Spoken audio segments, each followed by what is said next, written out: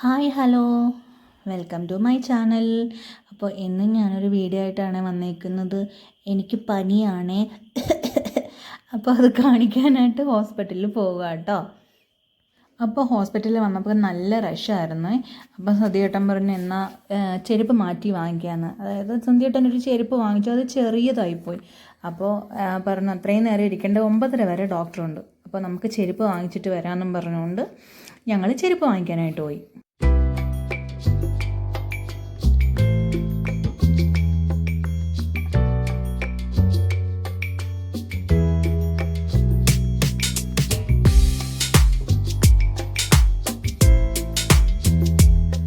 നമ്മൾ ചെന്നപ്പോൾ ബയ്യ അവിടെ ഇല്ലായിരുന്നു. അവർക്ക് 2 ഷോപ്പുണ്ട് കേട്ടോ, അപ്പുറത്തും ഇപ്പുറത്തുമായിട്ട്.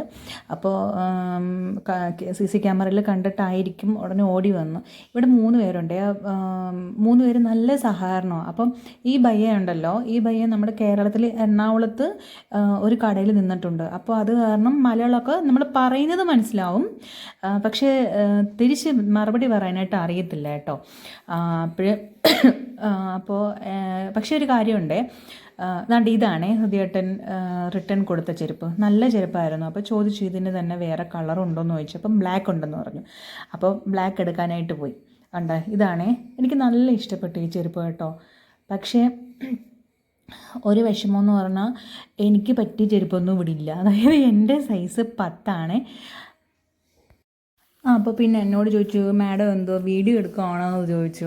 അപ്പോൾ ഞാൻ പറഞ്ഞു ഞാൻ ചെറിയൊരു ഒരു ചാനൽ തുടങ്ങിയിട്ടുണ്ട് എന്ന് പറഞ്ഞപ്പോൾ എന്നാൽ മാഡം എനിക്കും കൂടെ സബ്സ്ക്രൈബ്, അതായത് ചാനലിൻ്റെ പേര് എന്തൊക്കെയാണ് ഏതാണെന്നൊക്കെ എങ്ങനെ ചോദിച്ചു. അപ്പോൾ ഞാൻ മൊബൈൽ മേടിച്ചിട്ട് ഞാൻ തന്നെ എല്ലാം സബ്സ്ക്രൈബറും ഓളും എല്ലാം ഞാൻ ശരിയാക്കിയിട്ട് പറഞ്ഞു. അപ്പോൾ അപ്പം ഞങ്ങളുടെ കട ഇതിൽ കൂടെ കാണാമല്ലോ എന്നൊക്കെ ഇങ്ങനെ പറഞ്ഞു. അങ്ങനെ ഇവിടെ 3 പേരുണ്ട് കേട്ടോ. ഇവർ നല്ല നല്ല സഹകരണമാണ്. ഇവർ നമ്മുടെ കേരളത്തിൽ എറണാകുളത്ത് ജോലി ചെയ്തിട്ടുണ്ടെന്നാണ് പറഞ്ഞത്. അപ്പോൾ അതാണ് ഞാൻ പറഞ്ഞത്, മലയാളം അവർക്ക് മനസ്സിലാവും, പക്ഷേ റിപ്ലൈ തരാനായിട്ട് അവർക്കറിയത്തില്ല. അങ്ങനെ ഞങ്ങൾ അവിടുന്ന് നേരെ മോന് സംസ്കൃതത്തിൻ്റെ ബുക്ക് ഇല്ലായിരുന്നു, അങ്ങനെ അത് വാങ്ങിക്കാനായിട്ട് നമ്മൾ നേരെ ബുക്ക് കടയിലേക്ക് പോവുക കേട്ടോ.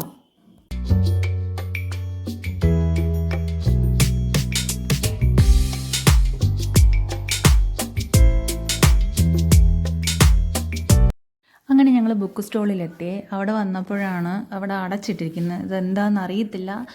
അങ്ങനെ ഞങ്ങൾ വിചാരിച്ചു, നമ്മൾ തൊട്ടടുത്ത് തന്നെ നമ്മൾ സ്ഥിരം പുറംബോളി, അതായത് നമ്മുടെ നാട്ടിൽ ബോളി മേടിക്കുന്ന കടയുണ്ട്. അങ്ങനെ ഞങ്ങൾ അവിടെ കയറി ഇന്ന് രാത്രിയിൽ പുറംബോളി കഴിക്കാമെന്നും പറഞ്ഞുകൊണ്ട് ഞങ്ങൾ പുറംബോളി പഠിക്കാനായിട്ട് വന്നു. പക്ഷേ ഹൃദയേട്ടൻ അവിടെ മേളിൽ തന്നെ നിന്ന് ഷൂട്ട് ചെയ്യുമായിരുന്നു. അപ്പോൾ അവിടുത്തെ ബയ്യ ചോദിച്ചു എന്താ താഴോട്ട് വരാത്ത എന്താണെന്ന് ചോദിച്ചു.